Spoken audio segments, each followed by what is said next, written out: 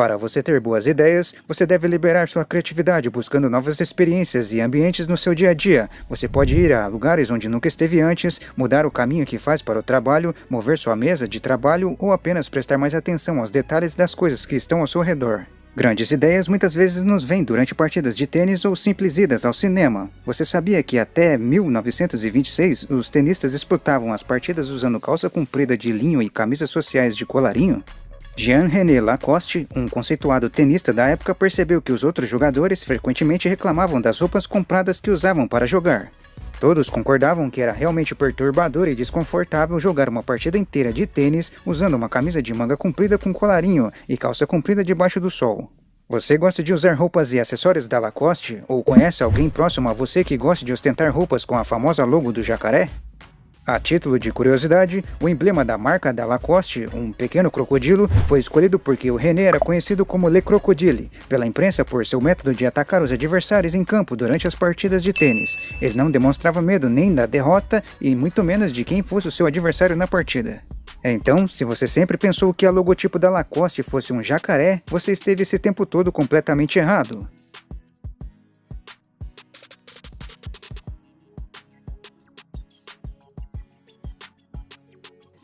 Atualmente, o Grupo Lacoste é uma divisão da empresa suíça Maus Freires, tem vendas anuais de mais de 2 bilhões de euros e vende 2 produtos Lacoste a cada segundo. Atualmente, existem mais de 20 mil funcionários trabalhando em 120 países diferentes. Nesses países, a Lacoste possui mais de 10 mil atacadistas e 1.200 lojas. No entanto, nem sempre foi uma empresa tão grandiosa, pois assim como todas as empresas mundiais, é compreensível que todas tiveram dificuldades no início de seus projetos, e com a Lacoste isso não poderia ser diferente. Jean-René Lacoste sempre ia em jogos de tênis quando mais novo, não como atleta, mas sim como espectador. Foi daí que surgiu a paixão por esse esporte. Ele se propôs a treinar e aprender mais sobre a dinâmica do jogo. No início de sua carreira, ele não era muito bom, mas nunca se abalou e sempre treinou arduamente, e com isso sua evolução em quadro começou a chamar a atenção de todos. Principalmente quando ele começou a ganhar torneios e adquirindo inúmeros troféus. Mas Jean-René Lacoste pensava grande, sempre demonstrando querer conquistar cada vez mais espaço, tanto dentro do esporte quanto fora dele. Pois, além de ser um jogador profissional de tênis, René vinha alimentando por anos o seu sonho de ter sua própria marca de grife. Em uma determinada partida de tênis, René resolveu entrar em campo usando shorts ao invés de calças compridas. Imagine esse tipo de comportamento antigamente. Seria o mesmo que um atleta olímpico competindo de cueca ao invés de sunga como já é de costume. Entre espectadores, juízes e a mídia, o traje de Jean-René Lacoste causou um escândalo. A plateia se dividiu entre aplausos e vaias. Imagine que você está querendo quebrar o padrão de moda e surge com um estilo diferente em público. As reações serão das mais diversas. Alguns vão rir, vão estranhar, vão julgar, mas com o passar do tempo vão aprender a gostar e aceitar. É como está acontecendo atualmente com o novo corte de cabelo denominado de Calvão dos Crias. O famoso tenista francês René Lacoste e André Gillier, proprietário e chefe da maior fabricante francesa de roupas de malha da época, fundaram a The Lacoste Company, oficialmente conhecida como Les Chemises Lacoste, em 1933. Seu primeiro produto foi a revolucionária camisa de tênis que a Lacoste havia desenhado e usado nas quadras de tênis, com a logotipo de um crocodilo bordada no peito. A versão de produção recebeu o apelido de L1212, onde L significa Lacoste, 1 para exclusividade, 2 para o código de fábrica para a manga curta e 12 porque o 12º protótipo foi selecionado. O tecido usado para fazer a camisa é conhecido como petit piqué. Petit em francês significa pequeno, enquanto piqué refere-se a um estilo de tecelagem tipicamente usado com fibras de algodão, que se distingue por cordões paralelos elevados ou desenhos geométricos no tecido. Embora a empresa afirme que esta é a primeira instância de um nome de marca que apareça na parte externa de uma peça de roupa, o emblema da Jantzen Girl apareceu pela primeira vez na parte externa de maiôs feitos pela Jantzen Knight Mills em 1921. Além de fazer camisas para jogadores de tênis, a Lacoste também fabricava camisas para jogadores de golfe e velejadores. O slogan original da Lacoste era "Atenção ao crocodilo, só existe um chemise Lacoste". A empresa começou a crescer em 1951, depois de sair do básico branco para jogadores de tênis e introduzir camisas coloridas. Em 1953, David Crystal, proprietário da Izod, adquiriu 50% dos direitos de comercialização da Lacoste americana e referiu-se a Izod Lacoste como símbolo do status do desportista competente.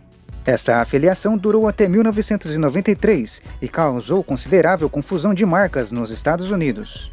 Ironicamente, Vicente Dedry, que na época atuava como chefe da Crystal, reconheceu em uma entrevista de 1977 que na época não considerava achar o símbolo do crocodilo ofensivo, devido a atletas de fim de semana como Dwight Eisenhower, Bob Hope e John Wayne.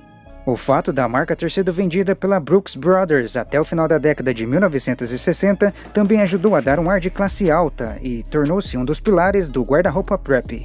Em 1963, Bernard Lacoste assumiu a gestão dos negócios de seu pai René. Cerca de 300 mil produtos Lacoste eram vendidos anualmente na época, mas a liderança de Bernard viu um aumento significativo no crescimento da empresa. A empresa também começou a introduzir outros produtos em sua linha, como shorts, perfumes, óculos de sol, sapatos de convés, tênis de corrida, relógios e diversos itens relacionados ao couro. Em particular, a introdução de um perfume masculino em 1968 foi altamente inovadora para a época. A Lacoste iniciou sua parceria com o Roland Garros French Open em 1971. Esta parceria continua até os dias atuais e serviu de catalisador para a parceria entre a Lacoste e o esporte de tênis profissional, que atingiu novos patamares no século XXI.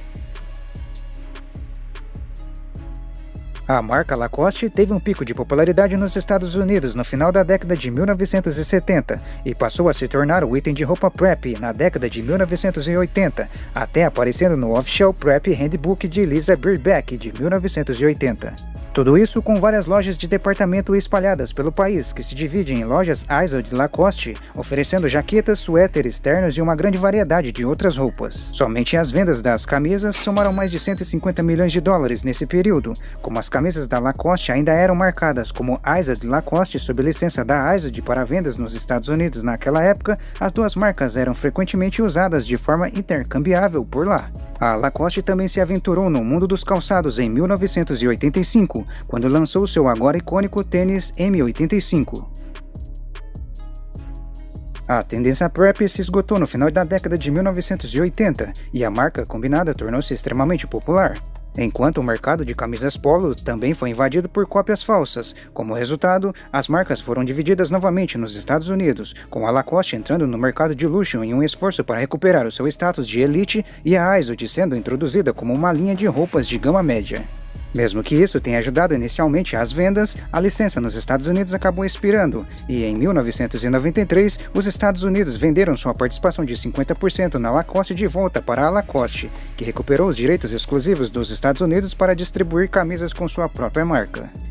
A superexposição da marca na década de 1980 continuou a ter um impacto negativo nas vendas da Lacoste nos Estados Unidos ao longo da década de 1990. Enquanto isso acontecia, a marca na França lutava com o que foi chamado de década sombria de vendas. Este declínio nas vendas foi atribuído por um estudo à popularidade da marca entre os jovens franceses urbanos, o que prejudicou a reputação da marca de luxo da Lacoste. A popularidade da Lacoste aumentou no início dos anos 2000 como resultado dos esforços do designer francês Christophe Lemaire para criar uma estética mais sofisticada e moderna. Quase 50 milhões de produtos Lacoste foram vendidos em mais de 110 países em 2005. A visibilidade da marca também aumentou como resultado de contratos entre a Lacoste e vários jovens tenistas, como o americano Andy Roddick, o jovem francês Richard Gasquet e o medalhista de ouro olímpico suíço Stanislas Wawrinka. Em meados dos anos 2000, a Lacoste começou a aumentar significativamente a sua presença no mundo do golfe, patrocinando o bicampeão José Maria Lazabal e o golfista escocês Colin Montgomery. Bernard Lacoste sofreu uma grave doença no início de 2005, o que o levou a entregar a liderança da Lacoste ao seu irmão mais novo e colaborador de longa data, Michel Lacoste. Bernard Lacoste faleceu em 21 de março de 2006, em Paris. A Fundação Lacoste foi criada no mesmo ano. A Fundação apoia iniciativas de bairro que atendem jovens em situação de vulnerabilidade por meio da participação em esportes. Os programas se concentram em tênis e golfe, respectivamente. Michel Lacoste foi presidente de 1998 a 2008 e Lacoste Beryl Hamilton, sobrinha de René, está atualmente no comando. Desde 2006, a marca também lançou inúmeras edições limitadas de sua conhecida polo. Os designers participantes incluíram Tom Dixon, Michael Young, Jonathan Adler, os irmãos Campana, Li Xiaofeng e Visionaire. Em 2010, Felipe Batiste Oliveira assumiu o cargo de diretor de desenvolvimento de novos produtos da Lacoste, cargo que ocuparia por mais de 8 anos. A Lacoste foi vendida para o grupo familiar Maus Freires em novembro de 2012 por $1 bilhão. Na época, a Maus Freires já possuía 35% do capital da Lacoste por meio de sua subsidiária Devonley. O acordo veio após uma briga familiar sobre a gestão da marca que colocou Michel Lacoste contra Sophie Lacoste Dornel, que havia sido nomeada presidente designada em outubro de 2012. Na altura do acordo, Sophie Lacoste Dornel afirmou que a família decidiu vender com muita tristeza. O novo proprietário, Maue Fraise, apresenta-se como uma empresa familiar que abrange 4 continentes, mais de um século, há 4 gerações da família Mause Nordman está ativa. Em novembro de 1902, Leon Nordman, proprietário da loja de departamentos, juntou-se a amigos íntimos, os irmãos Maus, para lançar seu primeiro negócio em Luzerne. A loja de departamentos se concentrava em tectéis e malhas. Hoje, a Maus Freires S.A. é gerida com a mesma capacidade empreendedora dos fundadores da empresa. Sucessivas gerações de herdeiros de Mause Nordman transformaram o humilde começo da loja em uma coleção de marcas conhecidas de roupas e lojas de departamento na Suécia e em todo o mundo. No início de 2018, Novak Djokovic estreou como o novo rosto da Lacoste com o slogan The New Crocodile. E em outubro de 2018, a Lacoste nomeou Lois Strother como a primeira diretora criativa da história da organização. Como parte de uma ênfase renovada no estilo de rua, a Lacoste vem lançando mais colaborações com outras casas de moda, incluindo Concepts, Mastermind Japan, além de vários MCs, rappers e trappers. Em 2020, além de lidar com a Covid-19, a Lacoste foi acusada de usar trabalho forçado para produzir alguns de seus produtos. Em resposta, a Lacoste se comprometeu a parar de usar esses fornecedores. Em 2022, a Lacoste nomeou Venus Williams como sua nova embaixadora mundial da marca.